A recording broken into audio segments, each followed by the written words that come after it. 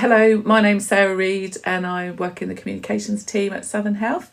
And today I'm delighted to say I'm recording a podcast with two of our amazing peer support workers who are here to talk to me about their work. So would you like to just take some time to introduce yourself? So hello, Aaron, and hello, Penny.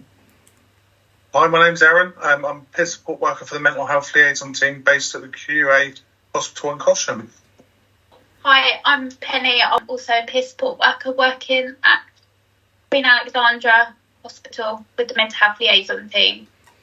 Excellent. So, Aaron, can I ask you, what is a peer support worker? Oh, really good questions. So, a peer support worker is someone who's had their own journey of mental health lived experience. So, someone who can share on a bit more of a personal level their experiences with the patients that we deal with on a daily basis. Can I ask how you got involved in becoming a peer support worker? Yeah, so I've had mental health problems for many years now. I was just about to complete a 12-month DBT therapy session, and I saw this job advertised and I knew it was just right for me. I was just waiting to be mentally stable enough, but this job just happened to be here at the right time, and here I am. And how long have you been working at the QA hospital then? I've been here now since February. And Penny, how did you get involved in peer support work? So I worked as a healthcare support worker at QA hospital and was spending more time with patients that were admitted due to their mental health and supporting them throughout their stay. And with my own mental health problems and my journey, I felt I could relate to them more. So I then decided that the opportunity to come up as a peer support worker came up and I applied, and luckily I got the job. I think for both of us as well, it's something we've always had an interest in as well. I know usually when we talk about it, it is something that it's really interested us for years, but we've never really made that jump. And then obviously the time's come along and it was right to make the move for yourself and me. It was meant to be. It was just perfect. The good thing about the job role is that they actually require someone with lived experience of mental health. So one thing I found in the past, as soon as you mention mental health to a future employer, they run a mile because they don't want to deal with that. But this Southern Health were purely asking for people with a lived experience of mental health. So it was just meant to be. That's great to hear, and it's obviously it's something you're very passionate about, both of you. Oh, definitely. Absolutely. So, Aaron, can I just ask, what's a typical day look like for you guys at QA then? So we start at, I start 8 o'clock when we have a professional handover with our members of the team. We look at the caseload and we see that who would benefit from having peer support. Obviously, if they're really poorly, we obviously can't visit that patient. But they have to have a risk assessment before me and Penny go. So we work alongside the senior team. And when they think a patient could benefit just having a bit of one-to-one work or some smart goal setting or just a general chat, then me and Penny will go see them throughout the day. Oh, so that's while they're in the hospital, is it? Yeah, so whilst they're in the hospital, we do work a little bit in A&E. So we go with our senior practitioners and we just offer that little bit of hope and just a little bit of wisdom. And then when they get moved to a medical ward, that's when me and Penny will either work together or we go solo. And we do small little just talking. Sometimes a patient just wants to talk and they just want to offload. And it's really powerful, isn't it? It's really nice. And Penny, what kind of things do you do then? You say you kind of talk to them, but how do they respond to you being a peer support worker? So when we visit patients, we explain our job role and then you can instantly see them relax and they feel more comfortable, and I feel that they can open up more, that they're in a safe place and that they're going to be supported with someone that's not going to judge them. Definitely, it's non-judgmental is a massive thing as well, isn't it? But we use a little bit of humour when we do our introductions. Like, we didn't go to college, we didn't go to uni, we learned from the University of Life. And as soon as people understand it, their shoulders drop and they take a breath and they're like, thank God someone's here to listen to me, that understands me. Oh, that's great to hear. That's great to hear, isn't it? And how does that make you guys feel? For myself, it makes me feel really proud of the journey that I'm at the moment and where I am within my own mental health journey. It's quite empowering. What yourself, Penny? I feel honoured and proud of that I'm able to support someone in their mental health journey, and I feel like my own mental health journey was like, this is what I was made to do. Like, I'm to be able to support others. That's lovely. That's really nice. That's nice to hear, isn't it? So, what advice would you give to someone that's struggling with their mental health at the moment? Couple of things. So don't suffer in silence. There is plenty of help out there. You just need to seek it. But most importantly, recovery is possible. That's really good advice. Anything to add there, Penny? Just reach out for support, and that people aren't alone. And where would you necessarily signpost them to get the support from?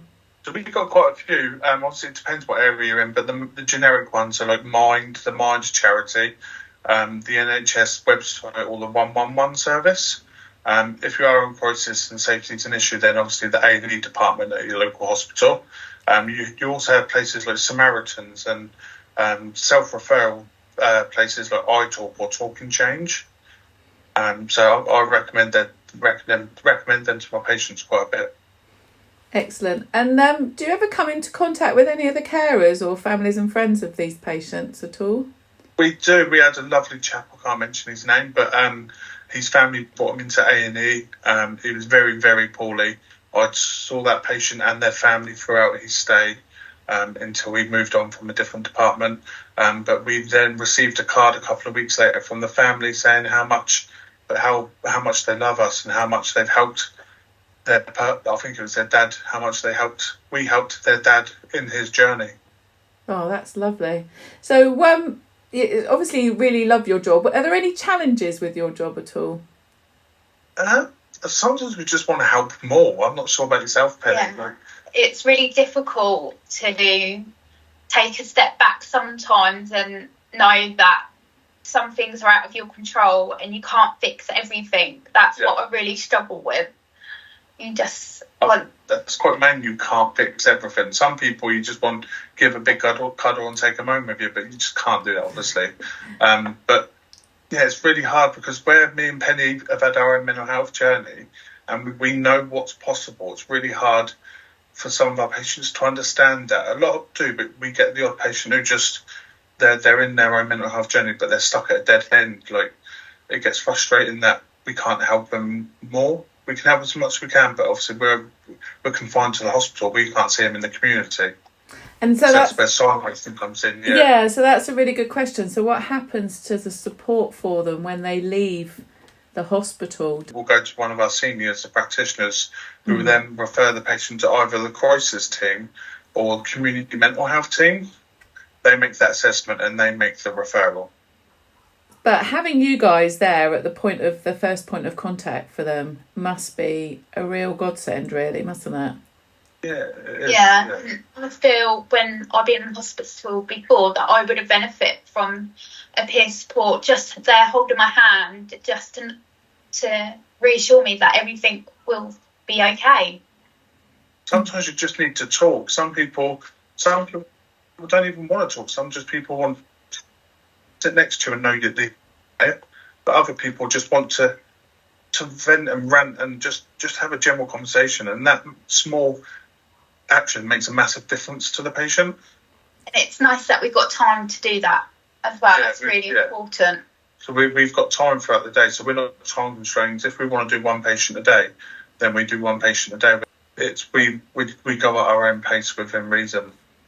Another part about our best role is being able to create that mutual rapport with patients and build strong professional relationships, gaining their trust and working together to achieve a positive recovery journey whilst in a hospital setting. I think that's quite powerful. Yeah, and we've had really good feedback from some of our patients, haven't we? Yeah. And how being supported by us has helped them whilst in hospital. It just makes us feel like our job is definitely and it's changing that important. patient's experience as well. Like if we've made one bit of difference and that patient experience is different, then we've won. We've done a really good job. Apart from having lived experience, Aaron and Penny, what other qualities do you need as peer support workers to do your job? You 100% need to be a people person, and you need to be a good listener, because, like I say, listening makes a massive difference to patients who just want to talk and vent and confused. So being a listener and being a people person, it's literally, I know it sounds really cheesy, but like, it's when you do that little bit of an icebreaker in the beginning and their shoulders drop. Yeah. Literally they drop, and like, then someone who understands and like relieved and relaxed that they can share their stories. And trouble is as well, we don't get long to build rapport.